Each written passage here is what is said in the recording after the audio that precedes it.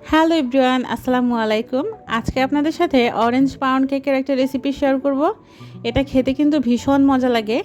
তো প্রথমে আমি যে শুকনো উপকরণগুলো আছে সবগুলো চেলে নিচ্ছি। আজকে চায়ের কাপের মেপে তৈরি করব। তো তার জন্য এখানে আমি নিয়েছি 1 কাপ পরিমাণ ময়দা, দিয়েছি 2 টেবিল চামচ পরিমাণ পাউডার মিল্ক, নিয়েছি হাফ চা চামচ পরিমাণ বেকিং পাউডার। শুকনো উপকরণগুলো চেলে নিলে কেকের যে ব্যাটারটা এটা কিন্তু খুব ভালো হয়। তারপর এখানে আমি নিয়েছি 2টা ডিম।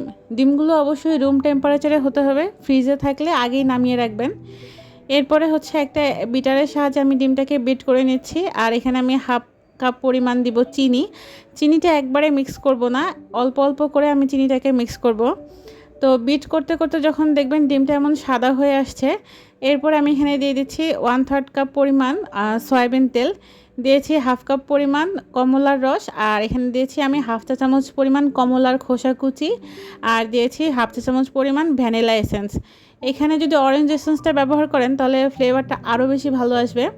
তো সব কিছু আবার একবার বিট করে নিয়ে আমি এখানে যে শুকনো উপকরণগুলো চেলে নিয়েছিলাম সেগুলো অল্প অল্প করে মিশিয়ে নিচ্ছি। তো একটা স্প্যাচুলার সাহায্যে এরকম একটু ঘুরিয়ে ঘুরিয়ে মিশাবেন, তাহলে মিক্সচারটা খুব ভালো হবে। তো যেই মোল্ডে আমি কেক বেক করব সেটাতে আমি একটা কাগজ বিছিয়ে উপরে তেল ব্রাশ করে নিয়েছি। তারপর কেকের ব্যাটারটাকে ঢেলে দিচ্ছি। আর ওভেনে কেক বেক করার জন্য প্রথমে আমি 160 ডিগ্রিতে 10 মিনিটের জন্য প্রিহিট করে নিয়েছি। তারপরে আবার 160 ডিগ্রিতেই 35 মিনিটের জন্য আমি কেকটাকে বেক করে নিব। তো কেকটা যেন দেখতে আরও বেশি সুন্দর হয় এই জন্য আমি এখানে দিয়েছি টুটি ফ্রুটি। আর এটা কামড়ে পড়লেও কিন্তু খেতে অনেক মজা লাগে।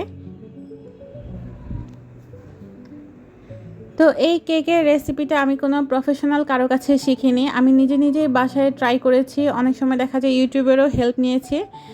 তো আমার কাছে মনে হয়েছে এই মেজারমেন্টেই কেকটা ভালো হয়, তো আমি এটাতেই তৈরি করি।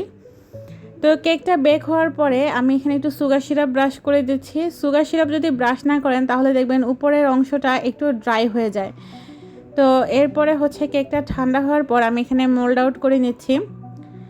তো এই কেকটা বানানোর পর আপনারা কিন্তু 2-3 দিন পর্যন্ত বাসায় রেখে খেতে পারবেন। আর বাচ্চারা দেখা যায় এই ধরনের কেকটা খুব পছন্দ করে।